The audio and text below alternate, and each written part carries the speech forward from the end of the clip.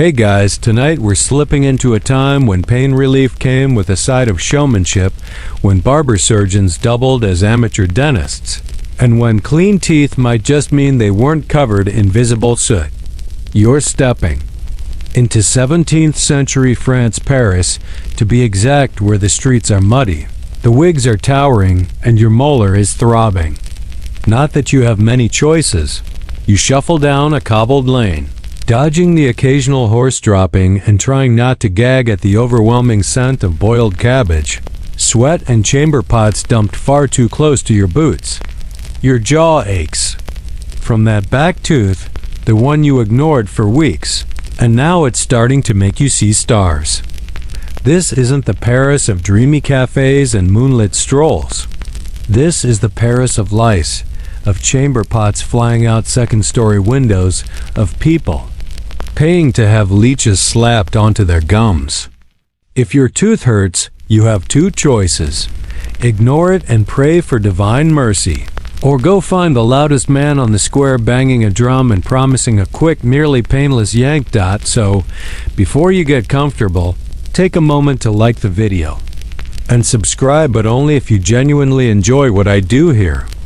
And let me know where you're watching from and what time it is. Paris, New York, Hanoi, 3 a.m. or 3 p.m. I want to hear from you. Now, dim the lights, maybe turn on a fan for that soft background hum, and let's ease into tonight's journey. Together, you head toward a crowd at the Place de Grève, where people gather not for music or a sermon, but for dental drama. The showman's coat flaps as he paces on a makeshift stage. A tooth puller, or a racker de dents, is in town. His assistant, who might also be his cousin and probably his hype man, bangs a drum while holding up a velvet pouch filled with real, freshly extracted teeth. They glisten in the daylight like pale dice, each a tiny victory for pain or pride. You don't quite realize it, but this is public spectacle dentistry. And if you've never seen someone's molar removed with a rusted iron hook while an audience claps politely, well, you're about to. Because in 17th century France, dentistry is something between theater, street magic, and medieval torture. It's mostly guesswork, entirely unregulated, and if it helps, that's more of a bonus than an expectation. Historians still argue whether these early dental showmen truly believed in their own cures, or if they were just cunning opportunists in a market of desperation. Either way, they thrive in a world where most people have no idea what causes dental pain. Theories float around like gossip in a crowded bakery. Perhaps it's a curse, a cold wind, or a moral failing. Or the popular one, worms. But we'll get to that delight later. You reach the front of the crowd just in time to see the main event. A stout man gripping the arms of a wobbly wooden chair, sweat dotting his brow. The tooth puller inserts a wicked-looking instrument called a pellicana, curved device that looks vaguely like something you'd use to unclog a drain. With a grunt and a twist, the tooth is out. There's applause. A coin changes hands. The man staggers off holding his cheek and possibly his dignity. Oddly enough, this method is considered an improvement over earlier centuries. At least you're not being told to bite down on a hot iron to kill the nerve, or to chew on garlic soaked in wine while chanting a Latin phrase backwards.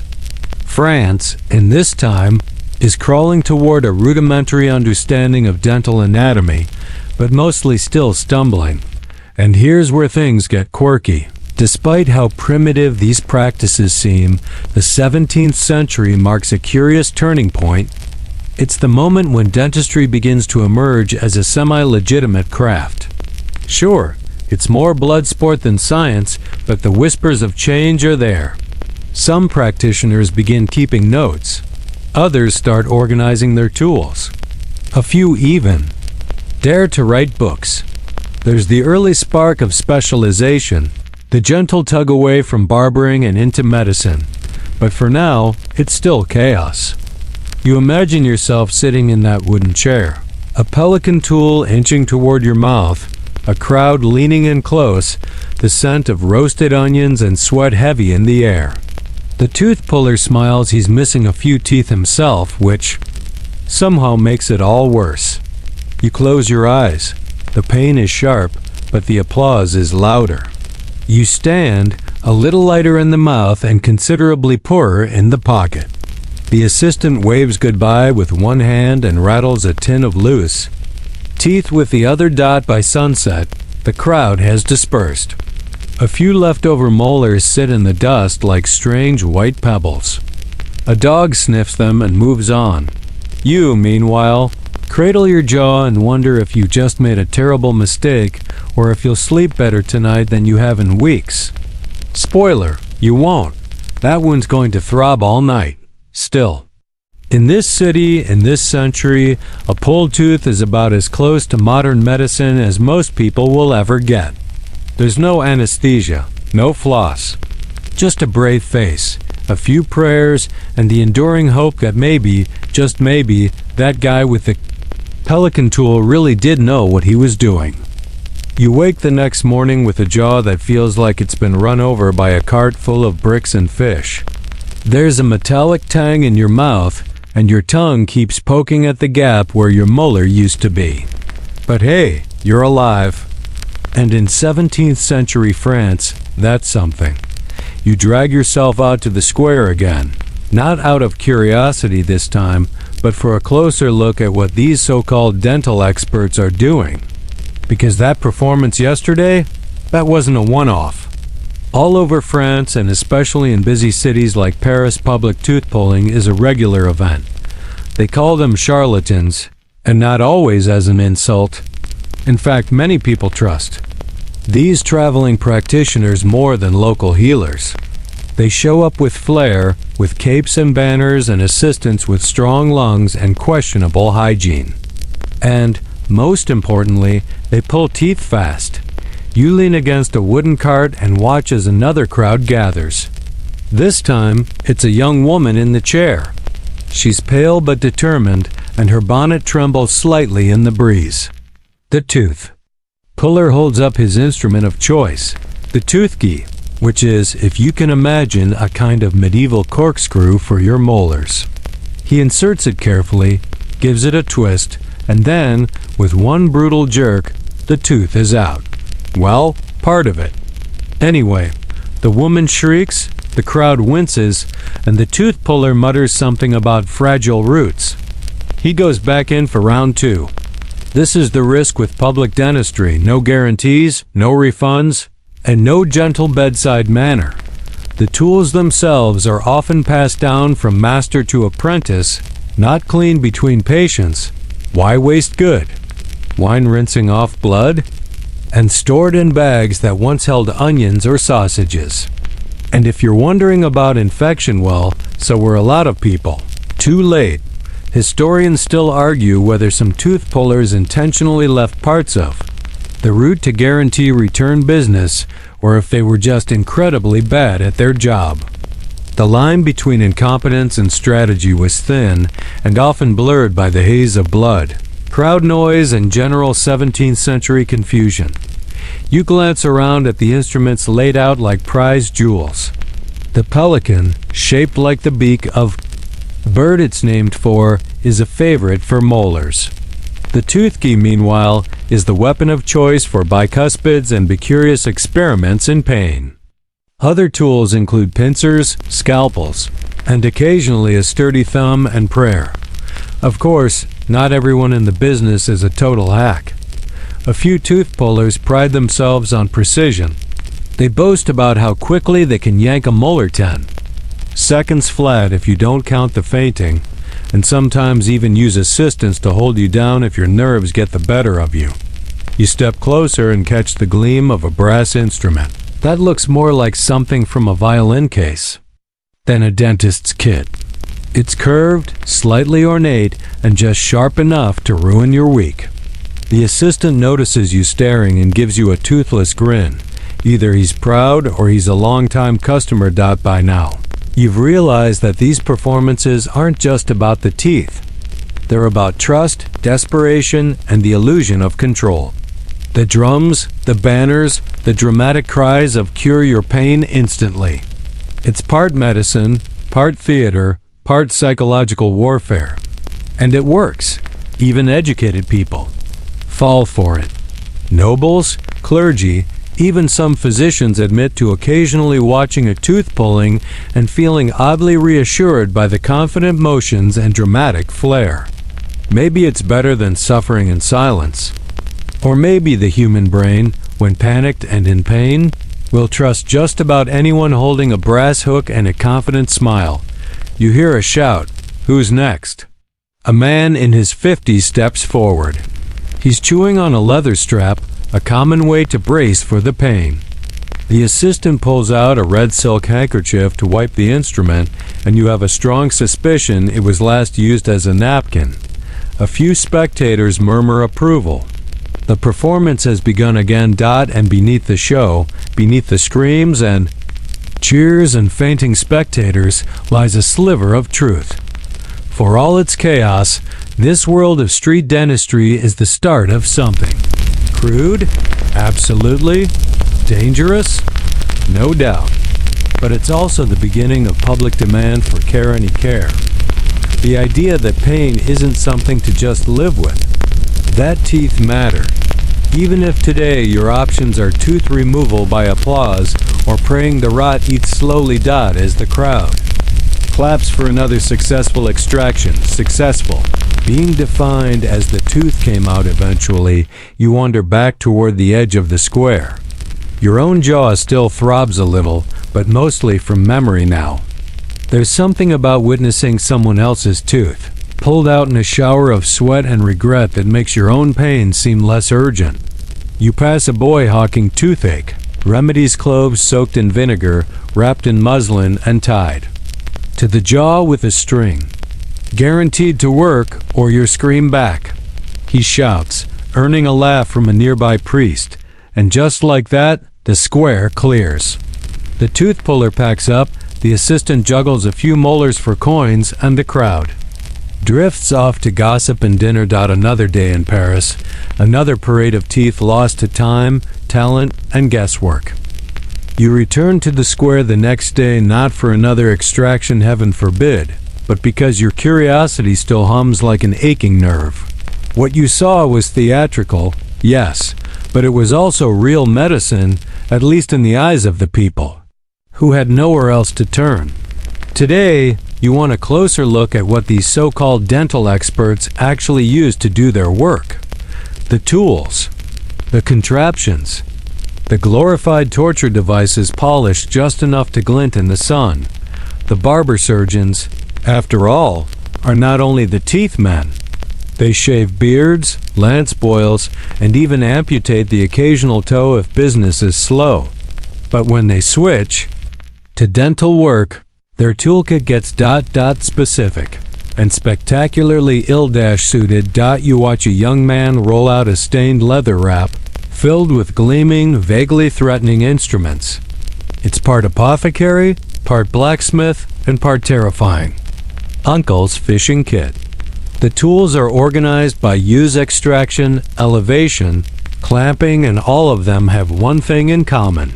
They look like they were designed by someone who had only heard a vague description of a mouth. First, there's the pelican, which we've already seen in action. Its curved arm is designed to hook around a tooth, while the opposing pad rests on the gum or the neighboring teeth, hopefully strong ones. A twist, a yank, and out comes the tooth, assuming nothing else goes with it.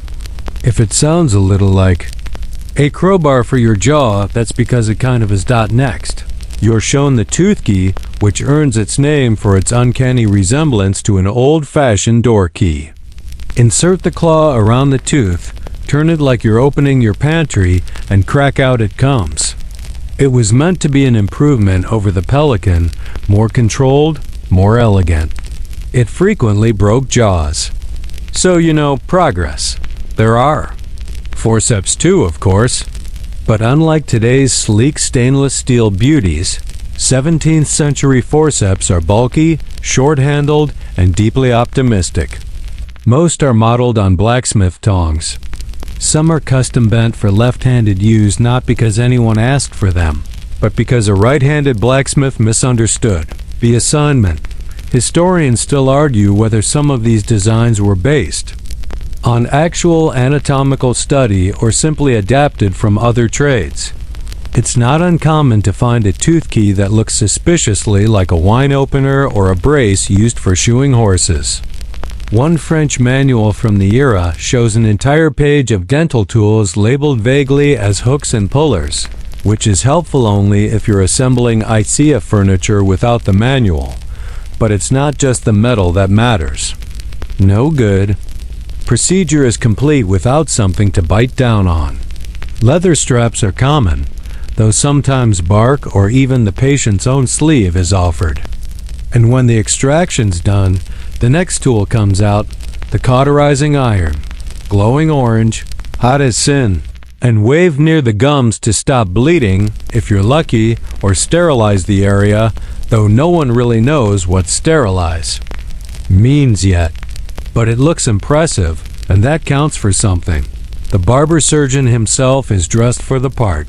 Apron, shirt sleeves rolled, a belt with pouches and flasks, and hair like he forgot the comb existed. He hums while cleaning his tools, by which we mean dunking them into a bucket of what smells like brandy and vinegar. Is that enough to prevent infection? Absolutely not. But it tastes good if you spill it. You notice a small book peeking from his coat. A few early tooth pullers are beginning to write down their procedures and techniques, creating what will become the proto-textbooks of dentistry. Not that anyone reads them cover to cover. More often, they're skimmed in candlelight while sipping weak cider and arguing about whether pain is caused by wind, bile, or demons. There's a sense of pride in the way these men hold their instruments, though pride might be doing a lot of heavy lifting. Perhaps it's bravado, or compensation. You see one man sharpen a pelican tool on a whetstone with the careful attention of a butcher prepping his knives. Another oils his tooth key and tests it on a chicken bone. It snaps in half with a satisfying crunch, promising if you're a chicken. And then there's the kit of remedies, tinctures in green glass bottles, powders wrapped in wax paper, a little bag of clove buds, which smell divine and are actually one of the few effective tools in their possession, clove oil being a mild anesthetic. One barber pulls out a tin of burnt alum and suggests mixing it with crushed mint and lemon for a toothache rinse. You're not sure if it works, but it sounds like something Gwyneth Paltrow would sell. Your guide. A wrinkled assistant named Gile holds up a small, rusty hook. "This one's for baby teeth," he says proudly. You ask how often they use it. He shrugs. Usually not needed. They just fall out. Unless they don't, then we pull. There is, of course, no standardization. Each surgeon modifies his tools as he sees fit. One might file the tooth key to fit smaller mouths. Another might weld an extra hook on the pelican, hoping for a better grip. The result is a chaos of metalwork, each tool reflecting its owner's personal style and occasionally their questionable choices. You step away from the display slightly woozy. It's not the blood that gets you. It's the realization that so much pain, so much medical history, relied on tools that would look more at home in a dungeon than a doctor's office. Still, here's the surprising thing. Some of these tools do work, clumsily, brutally, inexactly, but they get the job done more often than not.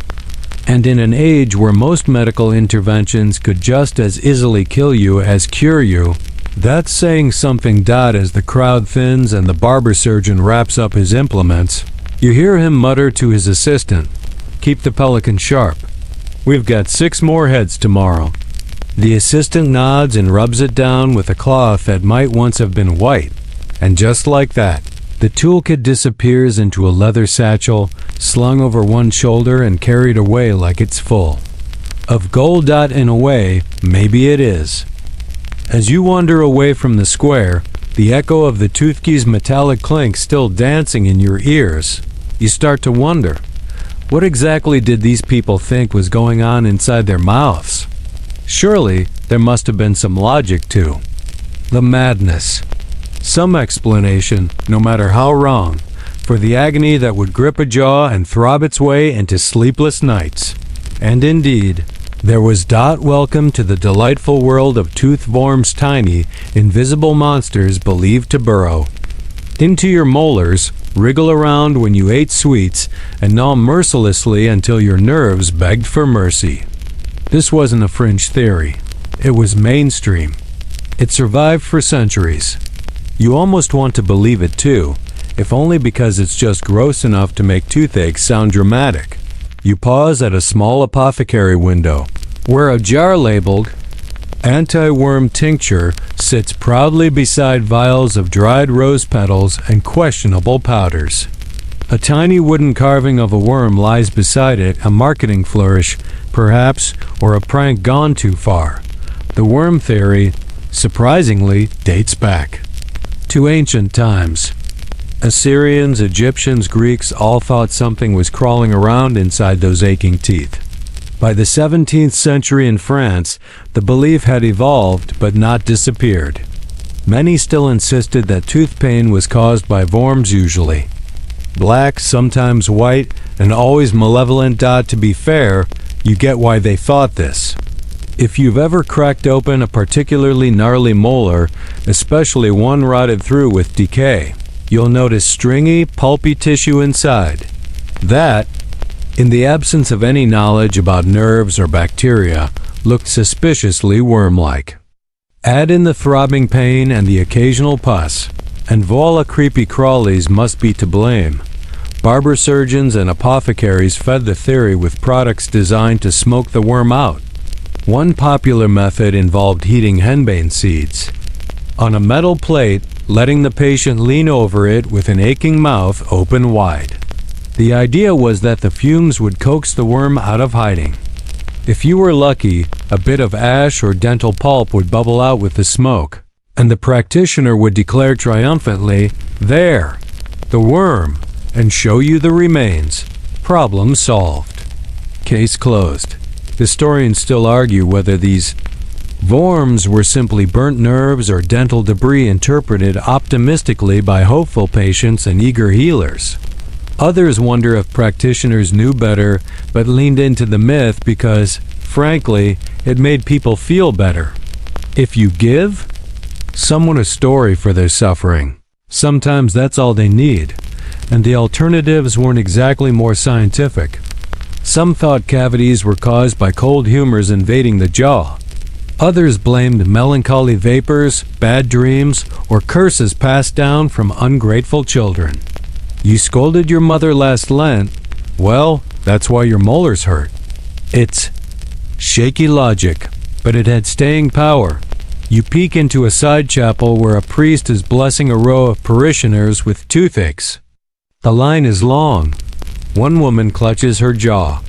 Another murmurs the name of Saint Apollonia, the patron saint of dental pain, whose own teeth were famously yanked out by torturers. People light candles and pray, hoping the saint's suffering might lessen their own. Religious relics are sometimes pressed to cheeks, and in wealthier parishes, a priest might dab blessed oil onto a molar in hopes of divine numbness. You hear a man whisper, "I saw the worm leave." It screamed. You don't ask questions. Meanwhile, in the academic salons of Paris, a different kind of discussion is unfolding. A few forward-thinking physicians are beginning to challenge the worm theory. They observe that tooth decay often follows poor hygiene, excessive sugar, or jaw injury.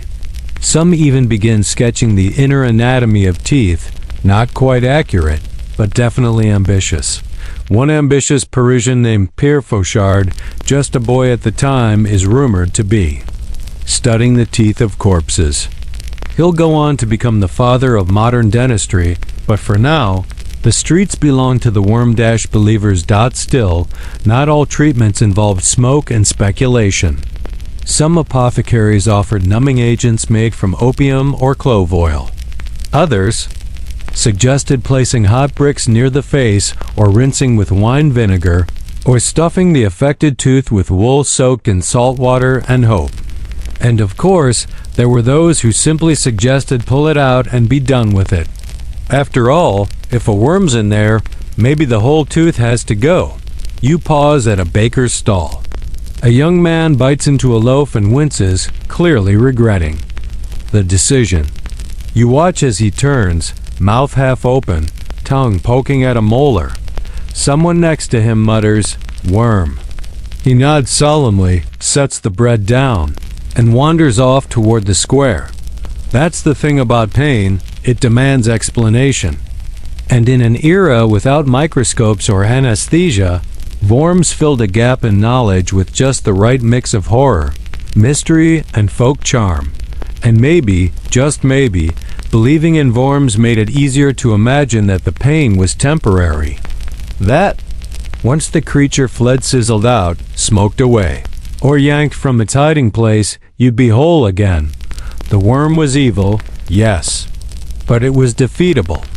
And that mattered. You continue down the street, watching as a child points to her swollen cheek and her mother clucks sympathetically, promising the worm will be gone by morning. Maybe she's right.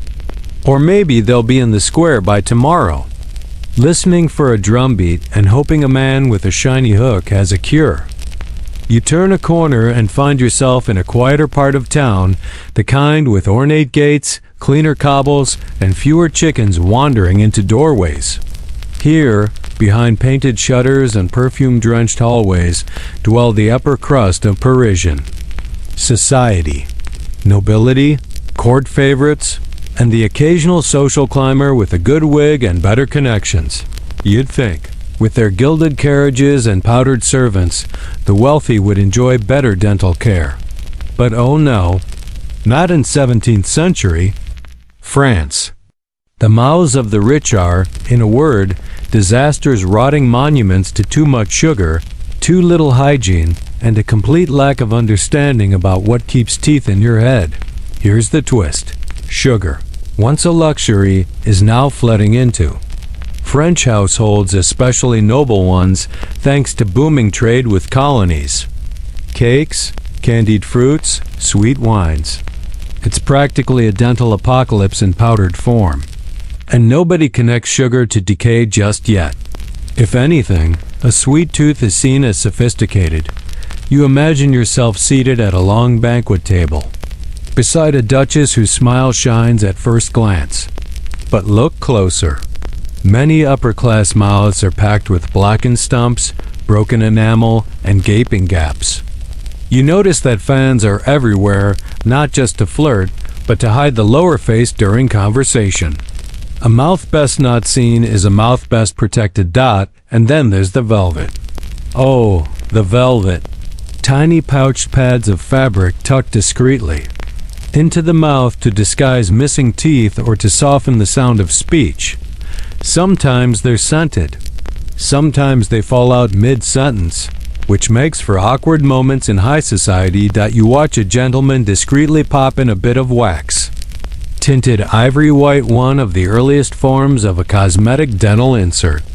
It's not for chewing, of course, just for appearances. In fact, most of the aristocracy avoids biting anything too firm. Apples are sliced, meats are shredded. Hard bread? A servant's problem. Historians still argue whether these class-based cosmetic devices were ever meant to be functional or if they were entirely decorative. Some claim noblewomen had full sets of parade teeth, false teeth worn only at parties, removed before eating or, God forbid, kissing anyone. You pass by an apothecary shop nestled into a grander building side wing. The shelves are lined with jars labeled in elegant script: powder de dentelle, eau de menthe, and crème de pearl. None of these do anything for cavities, but they smell nice and make your mouth tingle. For a few sols, you can buy a paste made from crushed pearls and snail slime, guaranteed to make your breath less alarming. There's something tragically charming about how the rich approach dental problems. They don't fix them.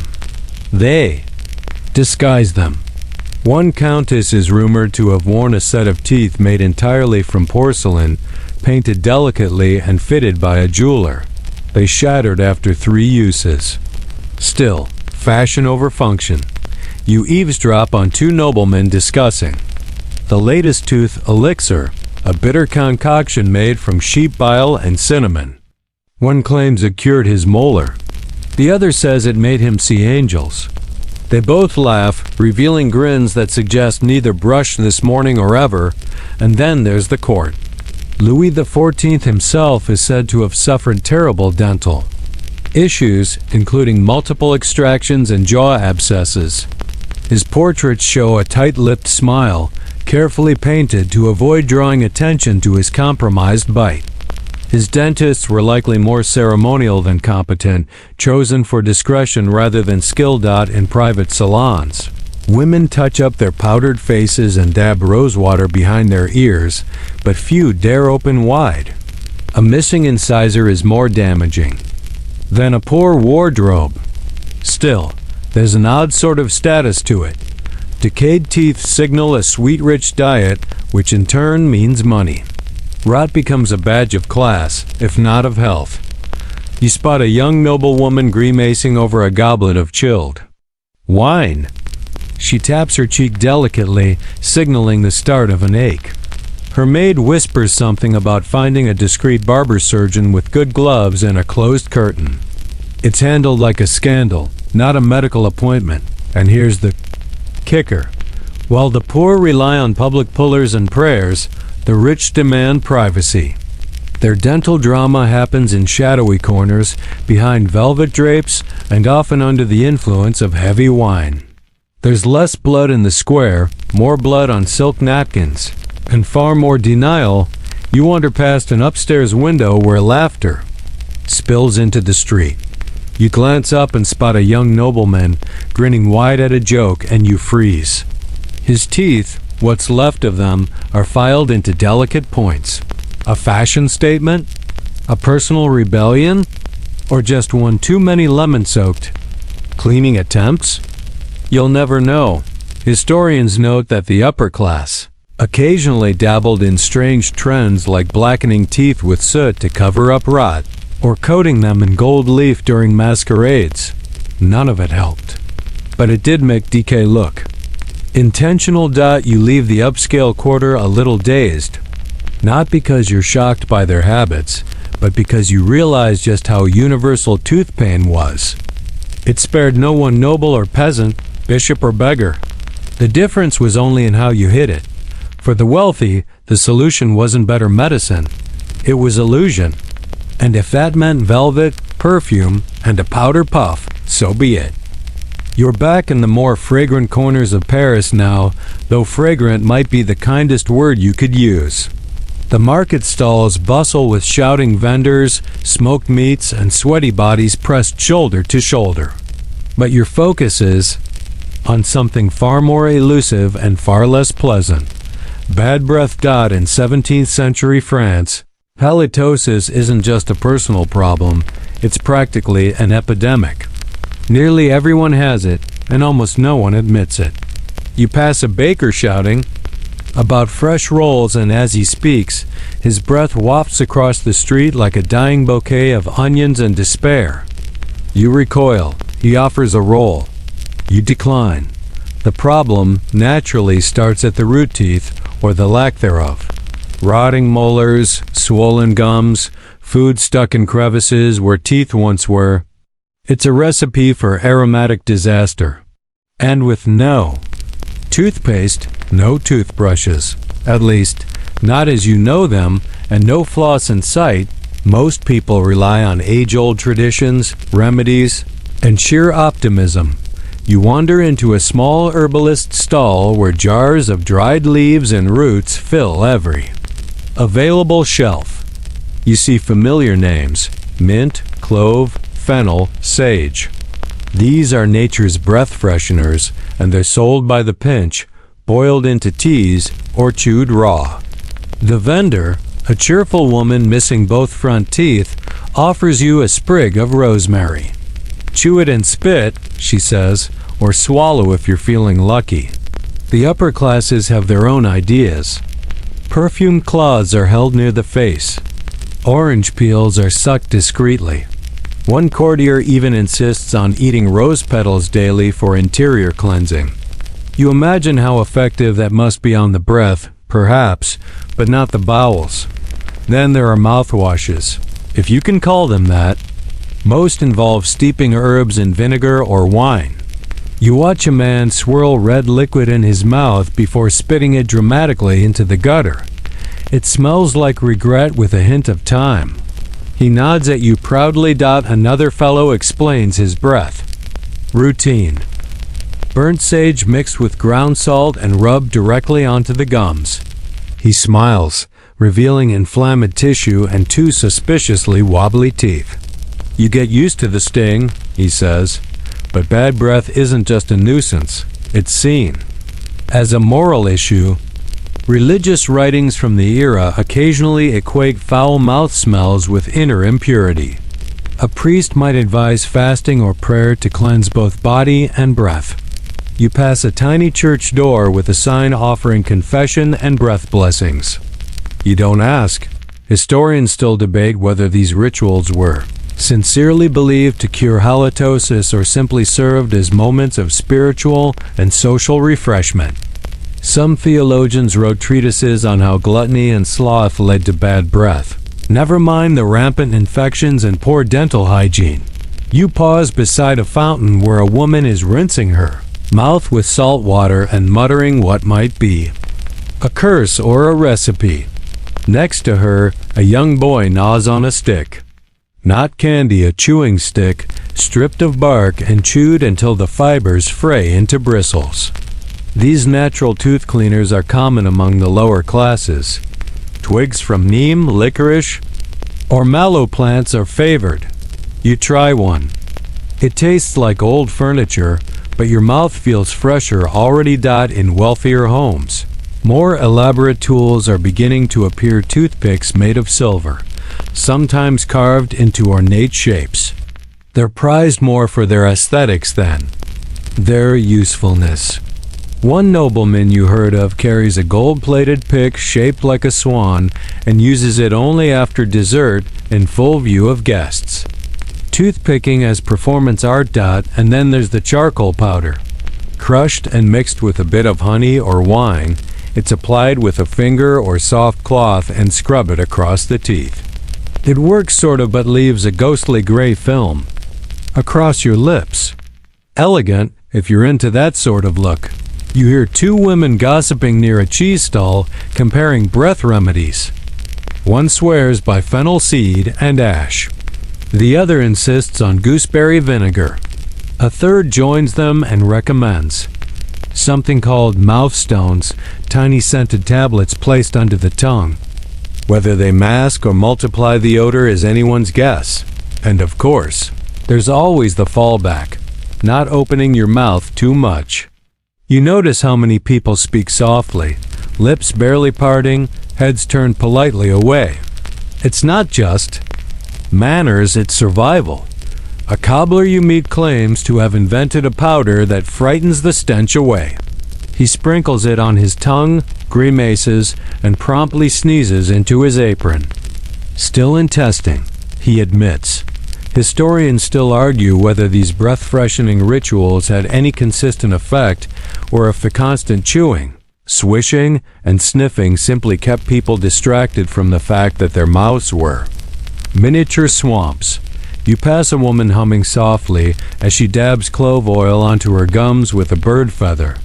She looks serene. Her smile is missing a few tenets, but the scent drifting your way is surprisingly lovely.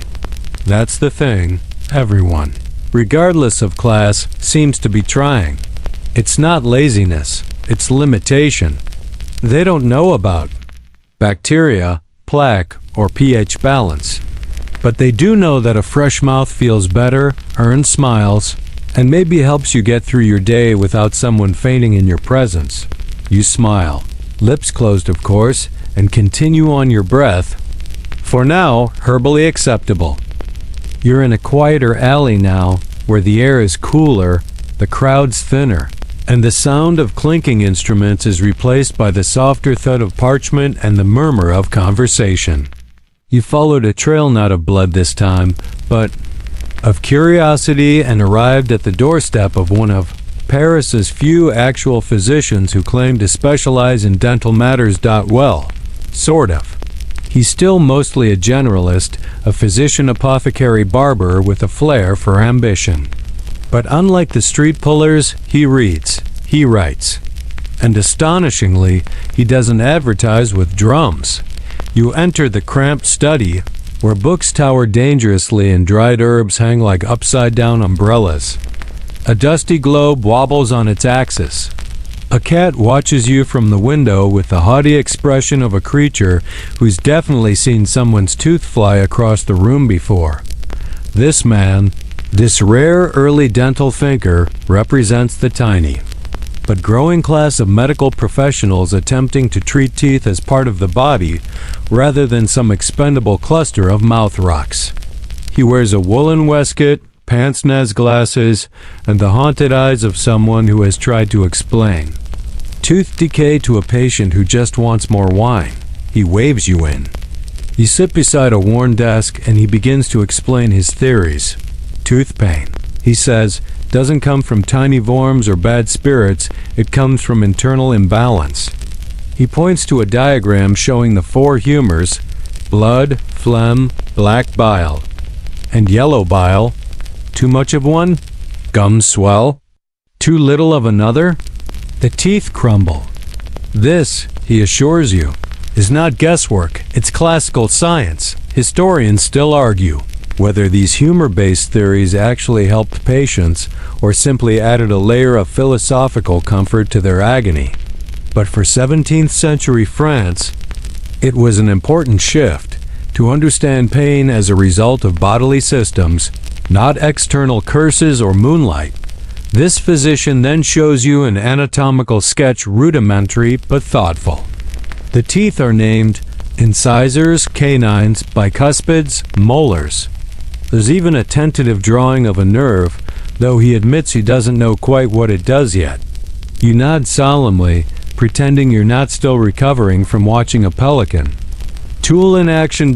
He speaks of early Greek and Roman writings, Galen, Hippocrates, and the newer contributions of Andreas Vesalius. He mentions the controversial idea that cleaning the teeth daily may actually prevent disease. You try not to gasp. Daily? You ask him what he uses. He reaches into a drawer and pulls out a slender stick carved wood with a soft, frayed end. A tooth stick, similar to those you've seen used in the streets, but crafted with precision. I soak it in clove oil, he says, once in the morning, once before I pray. He doesn't smile, but you sense his pride. He also produces a small stone mortar where he mixes tooth powders, salt, dried mint, powdered coral, occasionally charcoal. Not too much coral, he warns. It scratches. You glance at his. Teeth, they're yellowed, but evenly spaced. He notices your glance and adds, I've only lost 2. In this era, that's practically divine. He turns to a bound manuscript he's been compiling his own notes, diagrams, observations, patient reports. It's nothing fancy, but it's the beginning of what will eventually become dental journals. And in these pages, a shift is quietly taking place from oral care as spectacle to oral care as science. He flips to a page labeled toothache treatments, and you read along. The usual suspects are listed: clove, sage, vinegar rinses. Prayer. But he adds his own findings. Pain worsens in cold air. Chewing on the opposite side helps. Avoid sweets. Wash after meals, even with just water. He speaks of the importance of prevention, which feels almost absurd in a time when most people only visit a practitioner when the pain becomes unbearable. But he insists. A man who tends his teeth, he says, tends his future. You want to embroider that on a pillow. Of course, not all of his theories are sound. He still believes that excessive talking can loosen the molars and that sleeping with your mouth open invites damp humors. But he's trying, and that alone makes him different. Before you leave, he offers you a sample of his powder. You take it, though you know you'll sneeze the moment it hits your tongue. He smiles faintly and says, "If you ever lose another tooth, please come back. I'll write it down." You realize suddenly how valuable that is to have your pain recorded, not just endured. As you step outside, the sun catches the glass window of his study. The cat yawns. The city roars on. But in this little corner, dentistry is no longer just guesswork and grit. It's a whisper, a flicker, a fragile beginning. And in a century like this, that's more than enough. You return to the busier lanes of Paris, where cobblers hammer leather and the scent of roasted chestnuts competes with the not-so-subtle aroma of nearby tanneries. But today, you're not hunting for pain or potions, you're listening. Because, while tools and tinctures tell one part of the story, it's the folk wisdom, the quiet rituals passed between neighbors, whispered across stew pots and stitched into lullabies, that truly reveals how people coped with dental misery. Your first stop? A laundress scrubbing linens at a fountain, her sleeves rolled high, her hands raw. She hums as she works, then stops to rub her cheek and mutter, "Should have rubbed it with a frog yesterday." You pause. "Excuse me?" She smiles. "For toothache." She explains, wringing out a towel. Live frog against the jaw. The pain jumps to the frog. But only if you whisper to it first. You don't ask what to whisper. Some things are better left mysterious. That's just the beginning. As you move through markets, bakeries, and alleyways, the tailies pour in, each more delightfully unhinged than the last. A stable boy recommends biting down on a clove and spitting eastward at dawn. A midwife insists on tying a piece of red thread around the left wrist and chanting a rhyme about Saint Sebastian. You spot a cellar with bundles of garlic tied to her apron. Good for fevers, ghosts, and gums, she says. Rubbed raw on the sore tooth. Or hung above your bed if the pain's from sin. You ask how one tells the difference. She gives you a look. In one corner of the city, you're told to avoid looking at the moon during a toothache. It pulls the ache deeper. In another, someone swears by hopping on one foot while holding a cold stone to your temple. The explanations are thin, but the certainty is absolute. These aren't medical treatments in the modern sense, but they are comfort. And in an age where professional care is expensive, dangerous, or completely out of reach, comfort is everything. Children are taught songs to distract from erupting molars. One nursemaid sings a rhyme about sugar worms dancing in the gums, ending with a triumphant promise: blow on your tooth and send them home. It works at least enough to get a child to sleep. You overhear two elderly women arguing over the best remedy. One swears by rinsing with boiled nettle water. The other says her grandmother used to stuff a dead spider into a cracked tooth and then bury the spider under a crossroads. Cured her in 3 days, she says proudly. Or maybe she just passed out. Historians still debate whether these folk practices were born of desperation or ritual, faith or simple trial and error. Likely, it was all of the above. When you have nothing, you try everything, even if it involves whispering to amphibians or singing to your molars. There's a distinct line, though, between superstition and community medicine. Some of these remedies, strange as they sound, may have had minor antiseptic or analgesic effects. Clove, garlic, and sage have real chemical compounds that ease inflammation or dull pain. Even rinsing with wine, despite the theatrical spitting, may have helped clear infection. They didn't know why it worked, but sometimes it just did. You pass a man selling toothache amulets, small pouches of herbs, bones, or carved wood worn around the neck. Stops the screaming in your jaw. He claims, One customer fingers the pouch and nods, eyes sunken from sleepless nights. Sometimes, belief is relief. You stop at a small wooden bench where a boy is holding a warm brick to his cheek. His grandmother explains it was heated in the hearth and wrapped in flannel. Draws out the cold, she says, or frightens the tooth demon. She winks at you, depends on the time of day. You start to notice patterns, certain ingredients appear again and again. Vinegar, salt, clove, garlic, nettle, mint. Each one shows up in different forms, chewed, burned, boiled, or worn, but their presence speaks to a shared folk knowledge, passed like recipes down generations. One woman invites you into her modest home and shows you her family's pain book, a thin, soot-stained notebook filled with handwritten remedies for everything from coughs to toothaches. Some entries are no more than scribbled prayers. Others list bizarre ingredient combos: goat's milk and ash, pickled plum pits, soot mixed with honey. It's part cookbook, part journal, part hope. You ask if these remedies work. She shrugs. Sometimes, sometimes not. But they give you something to do while you hurt. That, you realize, is half the battle, reclaiming a sliver of control from pain. Even among folk healers, les ribouteux, as they're called, there are quiet rivalries. One swears by laying hands, another by poultices wrapped in duck fat. Some lean toward Catholic rites, others whisper pagan charms.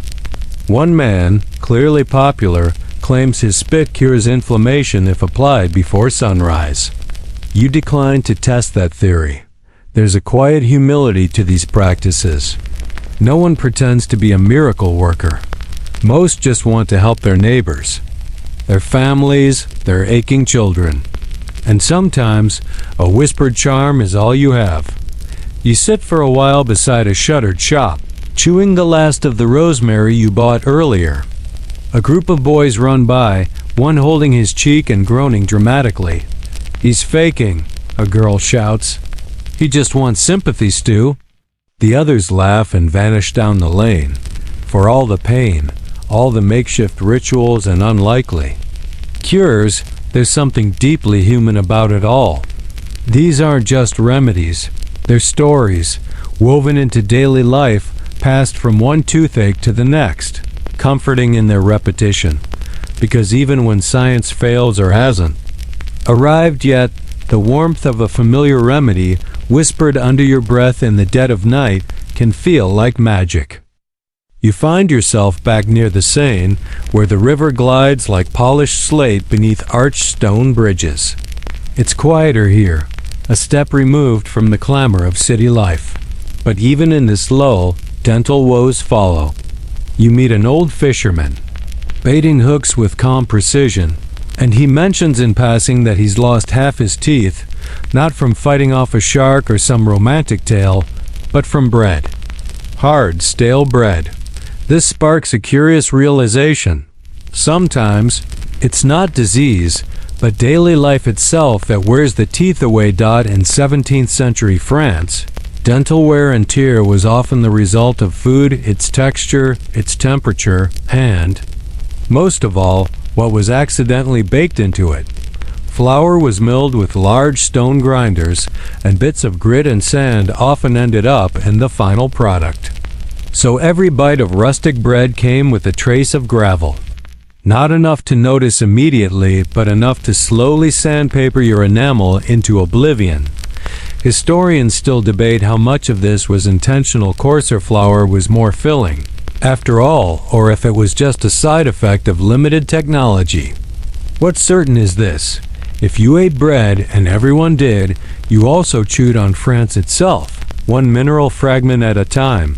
You visit a baker, a flour-dusted man with soot-streaked arms who shows you his grindstone. It's enormous, crude, and entirely unguarded. He shrugs. A little stone in the flour keeps the dentist busy. He laughs. You don't. But bread wasn't the only culprit. Chewing dried meat required jaw strength rivaling an ox's. Boiled bones, sucked for marrow, dulled the incisors. Nuts cracked between molars became sudden agents of surprise tooth loss. Even stews, tender and forgiving, sometimes contained accidental surprises, unfiltered peppercorns, bone shards, or the occasional pebble from an unwashed vegetable dot, and then there's temperature shock. One moment, you're sipping hot broth. The next, you're biting a cold apple or slurping chilled wine. The sudden change stresses the enamel. Over time, cracks form. Pain begins. One wrong bite, and snap, there goes your left bicuspid. Even basic. Cutlery use was a problem. Forks were a luxury, still uncommon.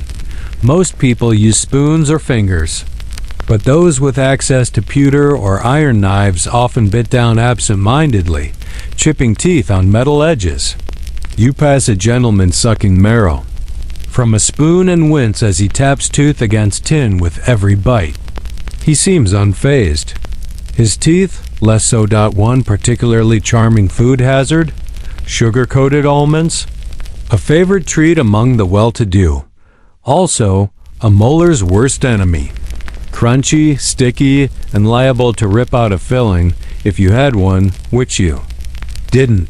You stop at a small tavern and share a bench with a seamstress on her lunch break. She's missing a premolar. Split it on a cherry pit, she says casually. Didn't even feel it at first. Just swallowed and went on with my day. Then the hole ached for a month. You nod sympathetically and sip your beer soft yeasty. And one of the few things in this town that won't break your teeth. People adjusted, of course. You hear of housewives boiling even tough meats until they fall apart. Some slice bread into strips and soak it in wine or broth. The elderly chew with their gums or pass food to someone else entirely. One man boasts that he only eats porridge and soup and has all his teeth. Granted, they're green, but still firmly planted. Toothless eating habits became an entire subculture. In wealthier homes, chefs prepared dishes like pates, custards, purees, and soaked puddings. Gentle on the teeth and very fashionable. You suspect at least one noblewoman swore off apples, simply because she couldn't chew them without dislodging her ivory insert. You peek into a butcher's stall, where an apprentice is pounding meat with a mallet until it looks like fabric. For the priest, the boy says, his jaw's not what it used to be. You imagine sermons ending in lisped syllables and soft chews between verses, and then there's wine. Not just a drink and oral anesthetic. Strong red wine becomes a kind of medieval mouthwash, especially among those who can't afford herbs. You see a man swishing a mouthful of Bordeaux and spitting into the street with the practiced air of someone who's made peace with his bleeding gums. But food doesn't just harm teeth, it reveals them. A person's smile, or lack of one, might suggest what they eat. Those who eat soft foods, intact smiles. Those who chew nuts and bark and chew on salted goat leg for fun. Gaps, cracks, and that far-off look in their eyes that says, seen things. Historians note that in some rural areas, dental wear patterns matched local diets. Mountain villagers had flatter teeth from chewing hard cheese. River folk more erosion from grit-heavy fish stews. Even children's baby teeth showed signs of decay before age. 7 especially in sugar-rich regions. As you walk away from the food stalls, you nibble a bit of cheese. It crumbles gently, forgivingly, and you give thanks for its softness. Then, you remember the fisherman's warning, that soft cheese? Probably made with a stone weight. Watch for grit. It's a wonder anyone had teeth at all. You find yourself moving farther from the busy markets and toward the outskirts of the city, where the streets narrow into winding footpaths, and the sounds of merchants fade into bird calls and the occasional bark of a distant dog. Here, the air is cleaner. The breeze carries wild herbs. And for once, the buildings lean just a little less angrily against each other. You've come to visit someone special, someone whose profession doesn't include drums, hooks, or prayer beads. No, today you're meeting one of the rarest characters. In 17th century France, a female tooth healer. They're not common, not officially recognized, and certainly not invited to royal salons. But among peasants, midwives, herbalists, and village elders, these women are often the first and last line of dental defense. They're called wise women, healers, or sometimes just the one who knows. The one you're meeting lives. In a squat stone cottage with ivy creeping along the walls and a goat dozing under a pear tree, smoke curls from the chimney. Inside, the scent of dried chamomile, vinegar, and something oddly metallic greets you. She smiles, 3 teeth left. And none of them where they should be, but it's a warm smile, steady and calm. She motions for you to sit. A cat hops into your lap without asking. Typical dot on her shelves. Jars of dried flowers, bundles of roots, oils in stoppered bottles. Some labeled, most not. A hand-carved mortar and pestle sit beside a wooden box filled. With teeth? Human? Probably. You don't ask Dot, she tells you stories of helping children cut their first teeth with cooled goose fat, of brewing nettle wine for a man who hadn't slept in 3 nights from jaw pain. Once, she pulled a molar, using only a silk thread and a door latch. He screamed so hard the hen stopped laying. She chuckles. You watch her prepare a remedy for gum swelling, sage leaves, boiled with vinegar and a pinch of salt, then cooled and applied with linen. She dips her finger in the liquid, tastes it, and nods. Still too strong, she mutters, adding honey. Historians still argue how effective these women were compared to barber surgeons or apothecaries. But one thing is clear, people trusted them. They listened. They didn't charge as much. And they knew how to soothe the body and the spirit, which, when your face feels like it's on fire, is half the cure. She shows you her tools. A hooked pin for dislodging bits of food, a carved spatula for pressing poultices into place, a stiff brush made from horsehair for scrubbing infected gums. Crude, but lovingly kept. I don't pull unless I have to, she says, setting the brush aside. Teeth don't grow back, do they? You shake your head. She continues, but pain makes fools of people. They'd rather be empty than aching. She opens a battered notebook, its pages stained with oil and age. Inside are years of handwritten notes, names, treatments, recipes. Some are little more than guesses. Others border on genius. One entry suggests rinsing with cooled onion broth after a tooth cracks. Another advises using fig milk on swollen tissue. You're not sure how well either works, but the precision with which she's documented them is impressive. She also speaks of herbal lore passed down by women long gone. Myrrh for numbing, licorice for softening the breath, powdered oyster shell mixed with honey for strengthening teeth in children. She scoffs at tooth worms, but admits some people feel better if you pretend to draw something out. Once, she claims, she used a grain of rice, dyed black and hidden in a poultice, to convince a man the worm had been exorcised. He slept like a baby after, she says, smiling. She explains the social risk, too. Being a healer means walking a fine line. Help someone too well and they'll call you a saint. Fail once, and suddenly you're a witch. She shows you a small pouch of St. John's wort she carries for protection, not magical. She says, just traditional. You glance around. Her home again and notice something telling. People have been here. Scraps of cloth used for poultices, a man's glove drying by the hearth, a child's ribbon tied around a herb bundle. She's loved and she's needed. You ask what she fears most. She answers without hesitation. Infection. If it smells like rot, if the gums are black, I pray first. Then I boil everything. You admire her caution. No one wants a jaw wound turning septic in a place where the nearest hospital is an hour away and run by monks more familiar with plagues than plaque. Before you go, she offers you a tiny clay jar. Inside is a thick, dark paste that smells of mint, salt, and something vaguely medicinal. For emergencies, she says. Rub it on the sore tooth and pretend you believe it'll work. You nod, genuinely grateful. You step outside. The sun is beginning to tilt. The goat's still asleep. The air smells of sage and smoke dot, and in your pocket, that jar her offering, her knowledge. Her centuries of trial and error feels heavier than gold. Evening stretches across the rooftops of Paris now, drawing long shadows across the cobbled alleys. The city is softer in the dusk, its sharp angles blunted by fading light. You wander without urgency, letting the sleepy hush settle around you. Like a woolen cloak, but there's one last stop you've been meaning to make, a place a little less poetic than the herb-filled cottages or echoing cathedrals. The apothecary cellar. Here.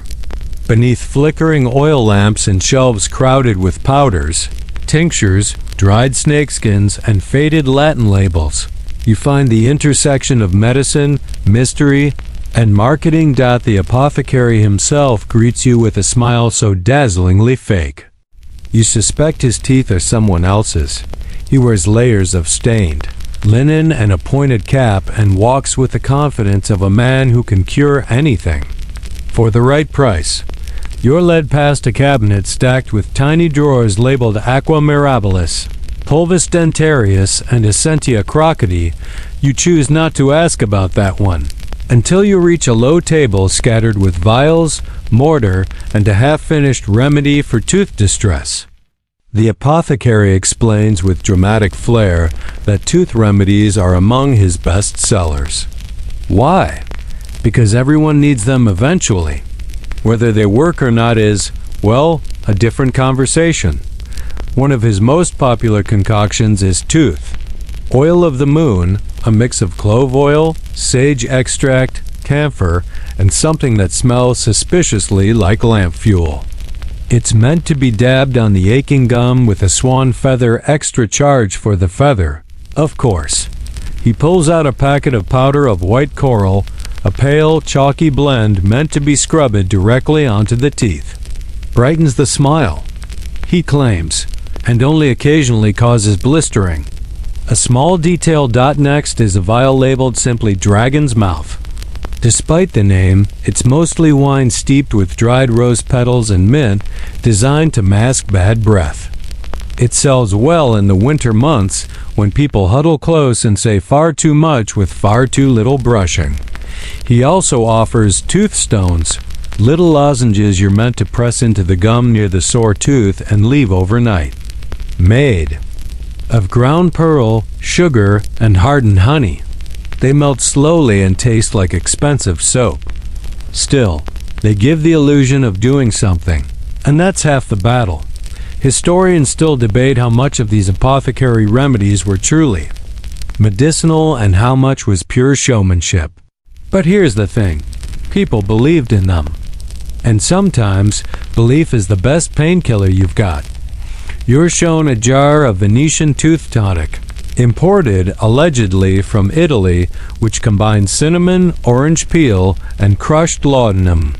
One sip, the apothecary says, and you'll forget you even have teeth. Possibly because you'll also forget your name. You hear footsteps behind you. A customer enters, clutching her jaw, eyes bleary from a sleepless night. She whispers urgently. The apothecary nods solemnly and hands her a vial wrapped in twine. 3 drops on the tongue. Do not drive a cart afterward. You blink. That ... tracks ... He turns to you with a grin and lifts a small pot of silver. Leaf paste. It's meant to coat damaged teeth and reflect light, so that from a distance it appears you still have a full set. It's all about illusion, he whispers. What is health, if not a well-painted story? In a dusty corner, you find a shelf labeled Curiosities. Here are jars containing roasted lizard tails, powdered oyster shells, dried frog legs, and yes, crushed. Mummy. He offers no explanation, but gives you a look that says, "Don't worry, it's very expensive." These exotic ingredients were part of a trend sweeping 17th century Europe, the medical mystique of the East and the ancient world. Apothecaries didn't just promise relief, they promised exotic relief. The farther the ingredient had allegedly traveled, the more magical its properties. You point to a dusty bottle labeled Essence of Elephant Tooth. He winks. Powdered ivory, dear customer, for strength and confidence. You ask where it came from. He shrugs. Probably a piano. Even as night deepens outside, the shop glows with a warm, flickering light. It feels timeless in here, half scientific lab, half wizard's hut. You wonder how many of these concoctions have helped someone sleep, or soothed a child long enough for a tooth to fall out on its own dot as you prepare to leave. The apothecary hands you a satchel filled with little glass vials. For the road, he says, one is clove, one is sage. And one ... well, best not to open it near livestock. You laugh. He does not. You step into the night again, pocket a vial, and glance back. The sign swings slightly in the breeze. It reads, "Medicaments, mysteries, and mouth relief since whenever." And in a world where science and superstition dance so closely, it's oddly comforting to know that someone, somewhere, is always stirring something strange to help you forget your toothache. It's late now. Paris exhales as the candles flicker low in windows and taverns empty into the narrow alleys with laughter that fades quickly into the stone. You're not headed home just yet. You have one more destination, a quiet convent. On the city's edge, where the nuns don't just pray for teeth, they try to save them. In 17th century France, religious orders often served as the quiet backbone of care, spiritual, medicinal, and sometimes dental. While barbers pulled and apothecaries sold, some convents ran infirmaries, and the nuns within them quietly treated the ailments of both peasants and nobility alike. Teeth included, you're greeted at a heavy wooden gate by a nun whose habit is neatly starched and whose gaze is sharp enough to extract a molar on its own. She doesn't speak much, just nods, and leads you down a corridor that smells of lavender, vinegar, and old parchment. You step into the convent's tiny infirmary, where a few beds line the walls and shelves are stacked with tinctures, cloths, and beeswax candles. The lighting is soft, the silence thick but peaceful. Here, the sisters take the pain seriously, not as punishment from God, but as suffering worth tending. One of the senior sisters takes you aside. Her voice is warm, steady. She explains that oral care is part of their duty, especially during long fasting periods when poor nutrition weakens the gums.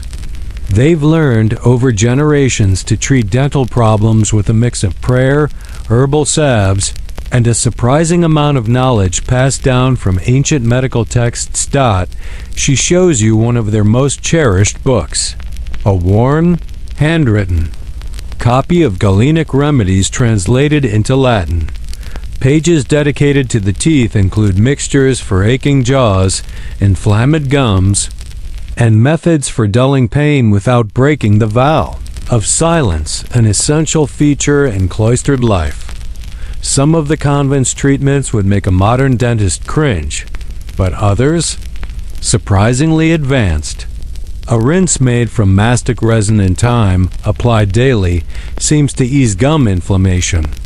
A poultice of honey and plantain leaf, warmed and tucked between the cheek and gum, offers genuine relief for abscesses.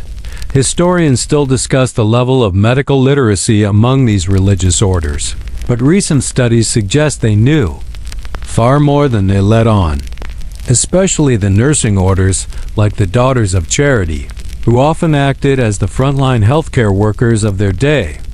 One sister gently demonstrates how they apply their soothing balm, a blend of clove, crushed mint, and beeswax to a patient's gums. The balm is kept warm by placing the jar near the hearth and applied with a linen-wrapped finger. "Pressure calms them," she whispers. "The warmth distracts them." The nuns aren't miracle workers. Teeth still rot, pain still comes. But they provide comfort, both spiritual and physical. They rub aching jaws with lavender oil and murmur quiet prayers, reminding the sufferer they are not forgotten. Pain humbles, one says, but care uplifts. One of the youngest novices shows you a small wooden box filled with tooth relics, not of saints, but of former patients. She explains, blushing, that people sometimes leave the teeth behind as a sign of gratitude, like a shrine of sorts. You stare at the box. It is both touching and horrifying. The sisters keep detailed notes, though not for medical journals. Their records are devotional. Names, ages, causes of pain, outcomes. Some pages end with Deo gratias, thank God, while others are left blank. Not every story ends well. You're shown the convent garden, where they grow healing herbs, sage, chamomile, yarrow, hyssop. Each plant has its purpose, and many are used for mouth remedies. You brush a hand across the sage and catch its familiar scent, the same as in the wise woman's cottage and the apothecary's jars. Despite differences in creed, some things are universal. One nun confesses that they sometimes send herbs to neighboring families, especially those with sick children or overworked mothers. Not everyone can pray through pain, she says. Some just need the swelling to go down. Before you leave, the senior sister places a small sachet in your hand. Inside, dried lavender, sage, and clove. Boil in wine, she instructs. Rinse twice, pray once, she smiles. Or the other way around if you prefer, you step outside.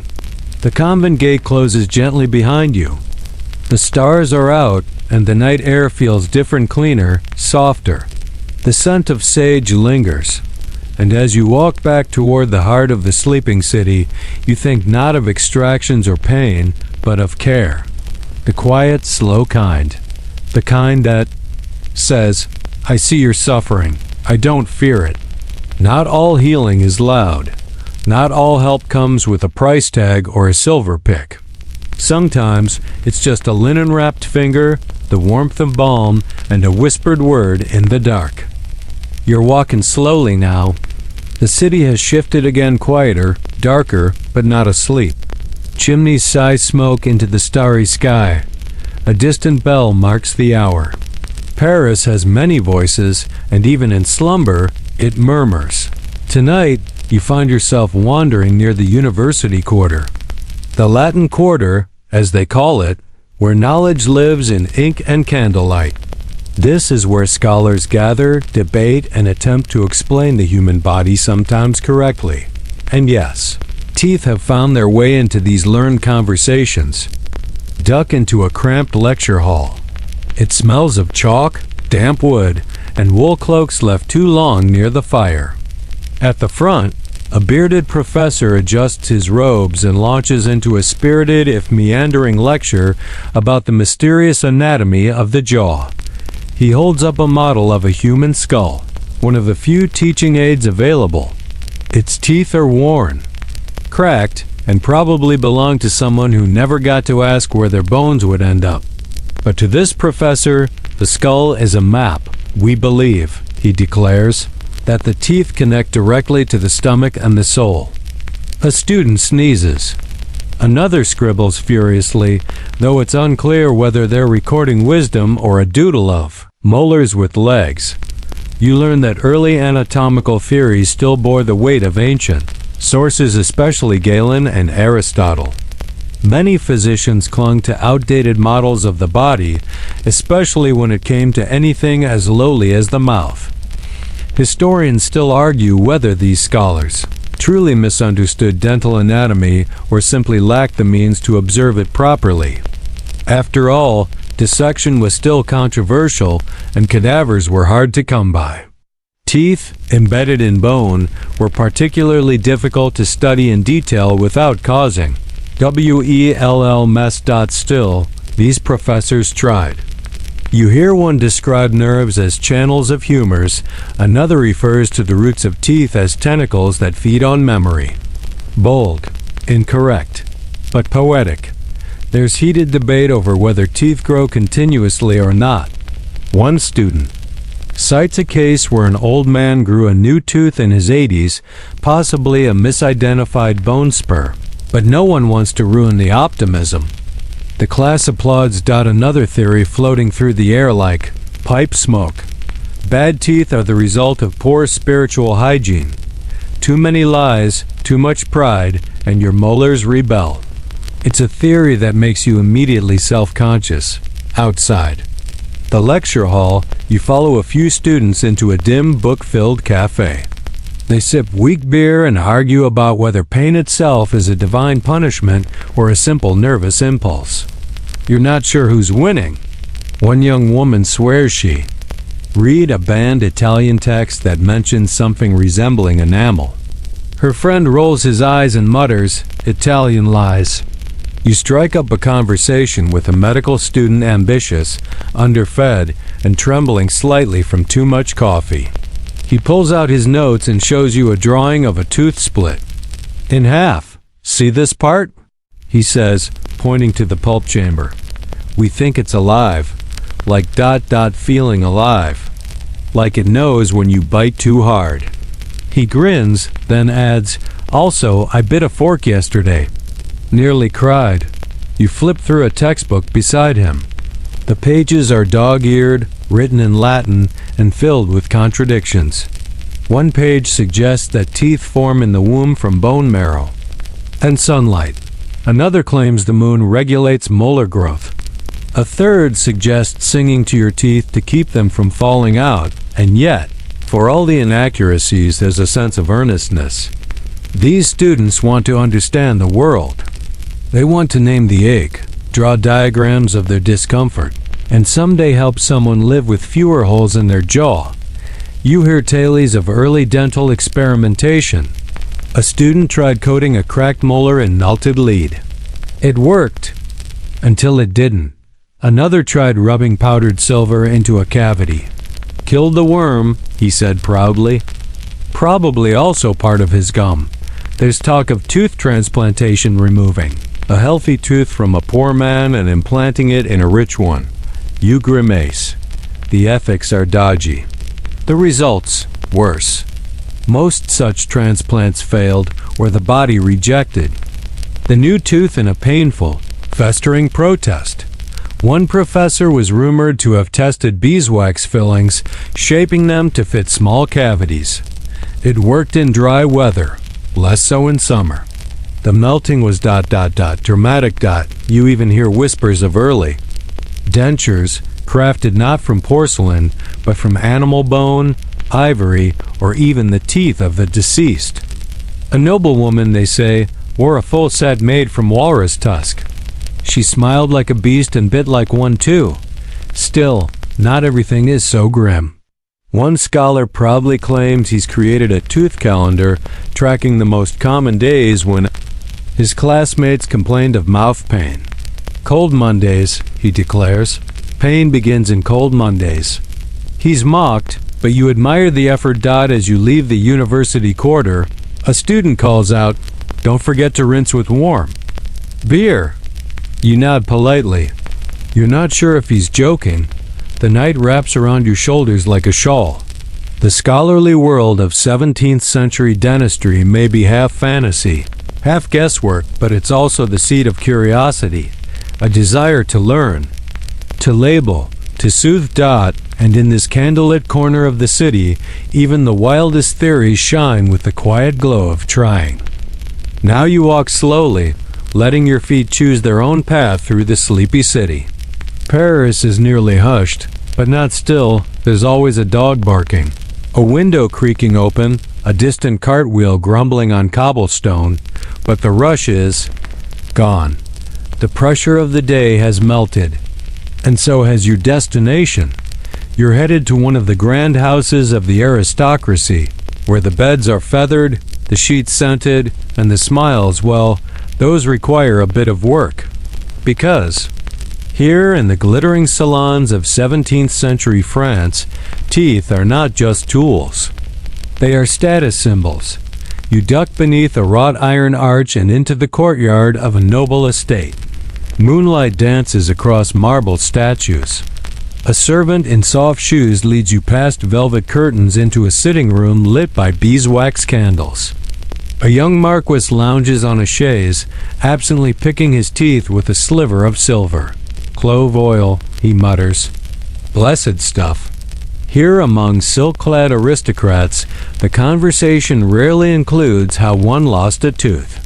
But everyone's interested in how to hide it. You're introduced to a tooth artist, a gentleman with narrow spectacles and fingers stained with ivory dust. He specializes in prosthetic smiles, false teeth carved from walrus ivory, horse teeth, or even imported human molars harvested from the poor. He fits them into elaborate clasps, mounts them on gold, and sells them to dukes, duchesses, and desperate socialites. They're not comfortable. They click. They slip. But they look impressive. At least from a distance. And really, what else matters at a masquerade? One duchess swears by her rosewater mouth rinse, which she uses every morning alongside a sugar scrub. You politely decline when she offers to share. Sugar is half the reason she needs the rinse to begin with. Historians still debate the extent to which nobles suffered more dental decay than peasants. On one hand, they had access to cleaner water, soft foods, and herbal treatments. On the other, they consumed astonishing amounts of sugar. At court, sweets were everywhere: candied fruit, honey pastries, sugar sculptures. One nobleman had a marzipan model of Versailles made for his birthday. It collapsed in the heat and was devoured by dogs. The metaphor practically writes itself. You overhear two ladies discussing their latest remedies. One insists on rubbing powdered coral into her gums before bed. The other nods solemnly and says, "I use a tincture of saffron, vinegar, and regret." She means rosemary, but she's had wine. And then, of course, there are the tooth masks, small porcelain plates painted to match the wearer's skin tone, fitted over gaps to maintain the illusion of an unbroken smile. One baron claims his is so realistic even I forget it's there. It falls out mid-sentence. Some nobles take things a step further, brushing their teeth with ashes of burnt rosemary, polishing with finely crushed eggshells, or even applying gold leaf for flair. "It distracts from the missing ones," says one countess, showing you her glinting molar like a pirate's treasure. In a quieter salon, a physician to the rich is explaining his theory of balance. He believes that for every sweet eaten, one must chew a bitter herb. Licorice root, gentian, burnt orange peel, he says, holding up a small velvet pouch. They clean the spirit, possibly the molars. He claims to have designed a chewing routine for the Queen's cousin: 3 soft bites, one hard, followed by a rinse and prayer. The cousin, he admits, died last year, but his teeth were perfect. You glance at a painting above the fireplace. A noble woman with an impossible smile, every tooth gleaming. You wonder how long it took the painter to invent them. The past, you realize, is filled with smiles that only existed in oil. Still, not all aristocrats ignored the problem. A few were genuinely terrified of dental decay. One count kept an herbalist on retainer, requiring weekly mouth inspections. Another had a miniature gold toothpick forged in the shape of a cupid, which he wore on a chain and used with theatrical flourishes. You meet a lady who boasts she's never had a tooth pulled. Then, 5 minutes later, she offers to show you the ivory denture she keeps in her pocket, just in case. It clatters lightly on the velvet cushion. Despite the wealth, the privilege, and the alchemists for hire, pain came for them all. Rich or poor, a rotting molar doesn't care what you wore to the opera. you find yourself talking to a young valet. His job? Ensuring his master's false teeth are warm near the hearth before breakfast. Cold ivory's a beast, he says.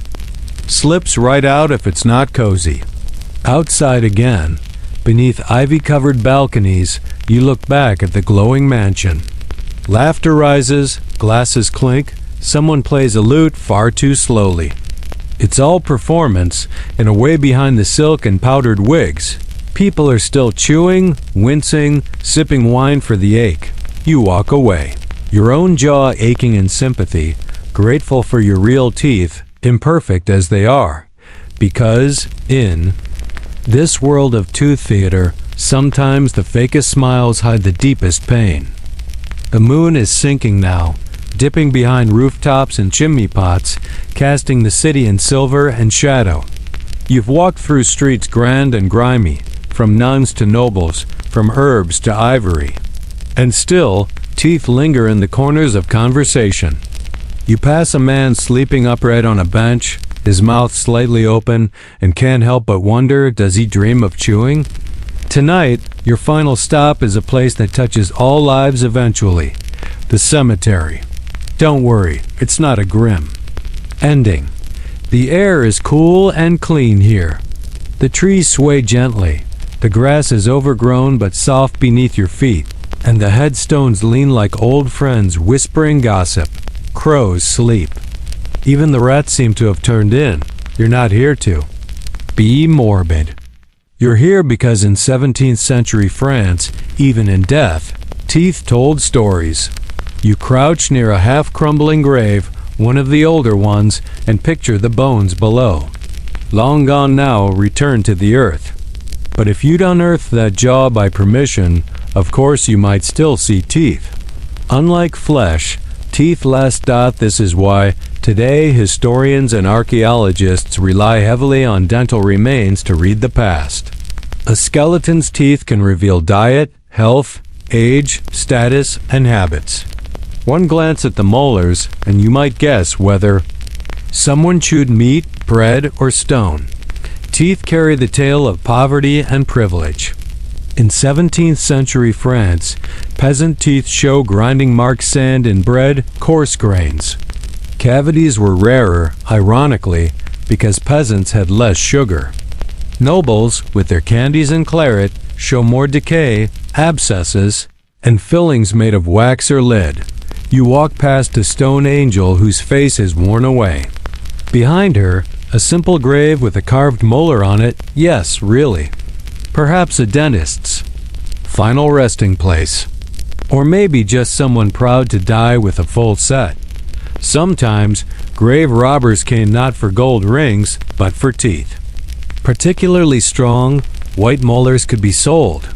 Yes, even after death for transplants or denture molds.